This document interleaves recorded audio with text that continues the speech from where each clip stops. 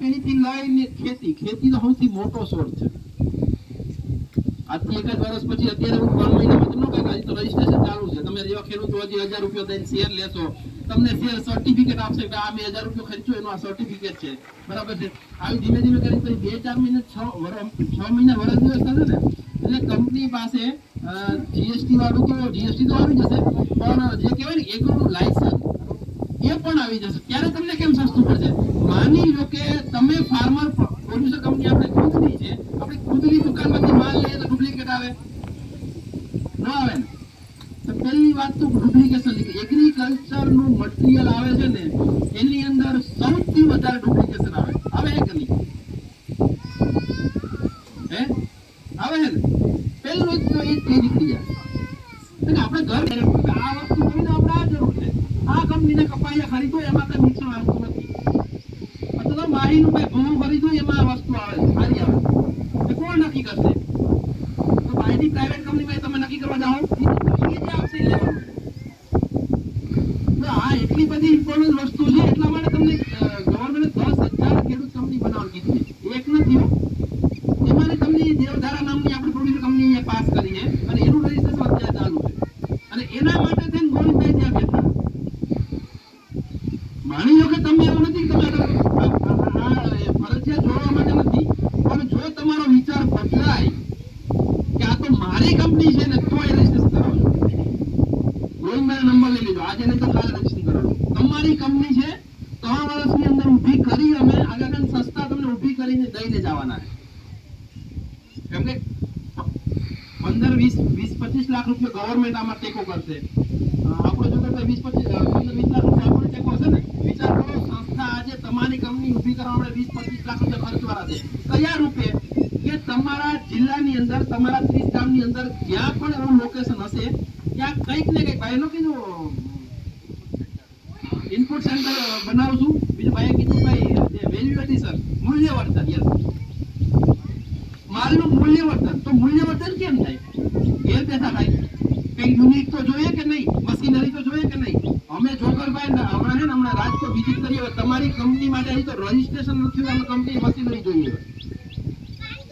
ભાઈ તમારી કંપનીનો માલ આવે, માની લો કે 32 નંબરની મગફળી છે, આપણા વિસ્તારની અંદર અત્યારે બિયારણ ડ્રોન જરૂરિયાત છે, તો અત્યારે 32 નંબર ખરીદી લો અને પેકિંગ કરી લો. ખેડૂત એટલે તમારું કમિશન, કંપની તમારે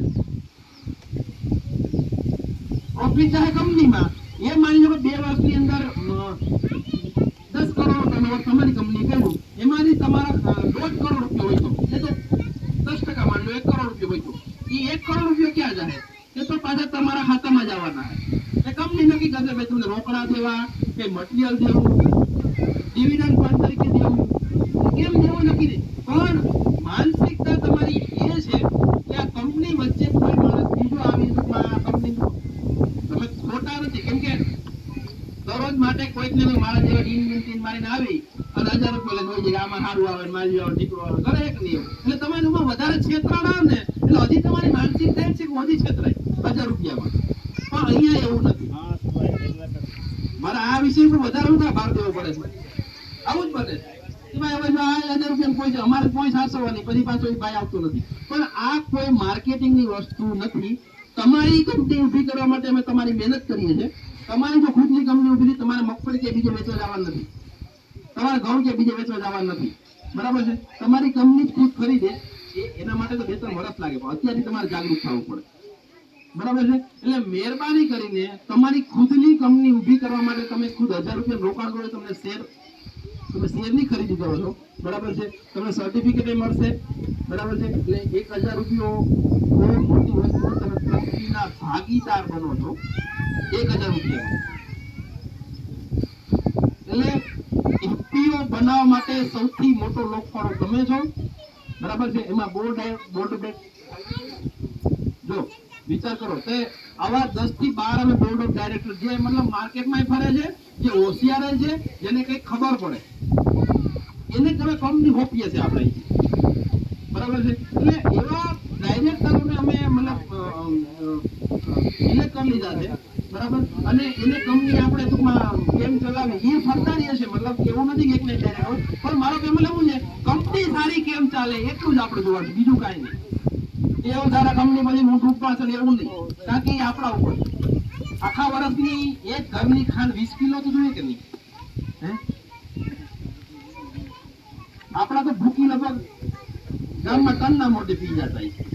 હે? માની લો કે તમે 1000 ખેડૂત છે, 1000 ખેડૂત હરેક વસ્તુ FPO માંથી ખરીદી હોય તો કેટલા કરોડનો ટર્નઓવર થાય વિચાર કર્યો.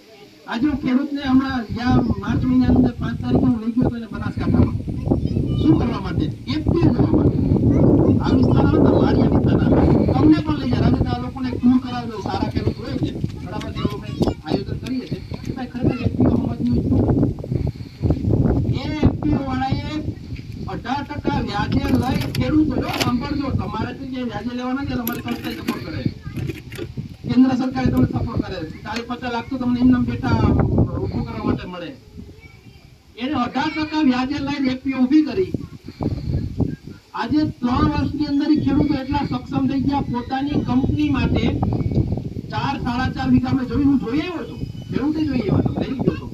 4.5 વીઘા જમીન માટે પ્રોસેસિંગ પ્લાન્ટ નાખ્યો. 4.5 વીઘા જમીન ગામની વચ્ચે એવી એટલે હાઈવે ને કાંઠે ગામ છે, એને હાઈવે કાંઠે વચ્ચે એક્ઝેક્ટલી 4.5 વીઘા 80 લાખ રૂપિયા જમીન છે. પ્રોફિટ કરી લ્યો, કોઈ પાસેથી લઈ નહીં. પેલા 18% વ્યાજે રૂપિયા લીધા, કંપની ચલાવી અને સાહેબ ઈ કંપની પોતાના ખેડૂતનું જીરું આ વર્ષે એને 4200 રૂપિયા મળવે લીધું. કેટલા વિશ્વાસ બતાવજો? કારણ કે એમાં કોઈ વચ્ચેટીઓ જ નથી. એને કંઈક ને એક ડાયરેક્ટ કંપની એને કરાર કર્યા છે. તમે ધારો તો તમારા ખેડૂતને 20,000 ને 25,000 મગફળી ખાંડીને કરી શકશો, પણ આ સ્ટેજ 2 વર્ષમાં તમે જો મહેનત કરો અને તમે તમારી કંપની ઉભી કરવા મટીરિયલ ત્યાંથી લેવાનું તો વેચવાનું ત્યાં તમે ઉભરા બહાર દિયો છો. યસ, એ તમારી નુકસાની છે બરાબર. અને ખેડૂતની કંપનીમાં તમે મટીરિયલ જો તો તમે 10 દિવસની અંદર તમારો ચેક થ્રુ પૈસા ખાતામાં આવે છે. એ સરકાર કરવા જોઈએ જ નહીં. તમે 2 વર્ષ પછી તમે ક્યાં જવાનું બધું કોઈ પણ પૈસાનો વ્યવહાર છે ને એ બધું ચેક દ્વારા થશે બરાબર. તમને વેપારી ઘૂસ મારવાનો આમાં કાંઈ આ બધું નીકળી આખી ડુપ્લિકેશન ઘૂસ મારવી બાકીની વ્યવસ્થા છે બરાબર. એ ઓરિજિનલ વસ્તુ મળે એક મહત્વની વસ્તુ. આજે કોરાજન જે કેટલાની આવે છે? 2100 રૂપિયાની ચીજ આવે છે ને 60 ml 2100 રૂપિયા. વિચાર કરો, 50% માલ સાપર વેરાવાનો બધે રાજકોટ. તમે જ વાપરો હો, બીજું કોઈ નહીં, તમે જ વાપરો છો. 50% કોરાજન છે નહીં તો હજારો દવા બને, પણ ડુપ્લિકેશન આમાંથી નીકળી ગયું. એટલે આપણે ખેડૂતની કંપની ઊભી કરવામાં, તમારી જ કંપની ઊભી કરવામાં તમારો હાથની જરૂરિયાત અત્યારે છે. 2 વર્ષ પછી તો ઘણા પછતાય હું જોડાઈ ગયો તો મારું મને આને 22,000 મગફળી મને 18,000 આપવો પડી. ઈ દિવસ આવે નહીં, ઈ પહેલા કંપનીમાં જોડાઈ જજો. મારે તમને આ સ્પેસિફિક ભલામણ જો ખેતીવાડીનો માણસ હોઉં તો તે મારે એની પર વજન દેવું પડે. શું કરવા કે તમારી મૂંડી એની આમ જ છે, એટલે હકીકત છે. 2 વર્ષ પછી તમે કેવો હું કંપનીમાં પછી પસ્તાવો, એના કરતા મહેરબાની કરી રાજેશભાઈ છે અહીંયા ખંભાળિયા બેસે છે અને બધા FPO મારા છે જોડે છે, ખેડૂતની કંપનીઓ મેનેજમેન્ટ કરે છે. અને ગોવિંદભાઈ ત્યાં બેઠા છે કે હરેક ફિલ્ડના જે આપણા ગામડા છે બરાબર ત્યાં તમારા લોકો કામ કરે છે. ગોવિંદભાઈ અત્યારે ત્યાં બેઠા જ છે. કદાચ તમે અત્યારે પૈસા ન લાવ્યા તો નામને મોબાઈલ નંબર લખાઈ દેજો. તમારો વિચાર 50% હોય તો નામને મોબાઈલ નંબર લખાઈ દેજો બરાબર. અને જોડાવ હોય તો અત્યારે જોડાઈ જજો. હવે કઈ કોઈને મગજમાં જો ફાર્મર પ્રોડ્યુસર કંપની વિશે હોય તો પૂછી લો. જો વેરી ગુડ. યસ, અહીંયા તમારી સામે બેઠા એનો વિચાર પૂછો.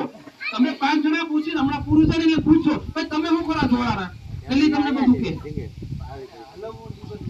જો તમારે ધ્યાન દેવાનું છે. તમે 1000 રૂપિયા ભરીને છૂટા નહીં થઈ જતા એટલે હાલશે બરાબર. એટલે વધારેમાં વધારે ખેડૂતોમાં જોડાઈને તમારી ખેડૂતની કંપની ઊભી થાય એવી હું આશા રાખું છું. હવે આવી આપણા ખેતીવાડીના વિષયમાં, કેમ કે મારો મેઇન વિષય તો ખરેખર જ છે. આ તો સાઈડ છે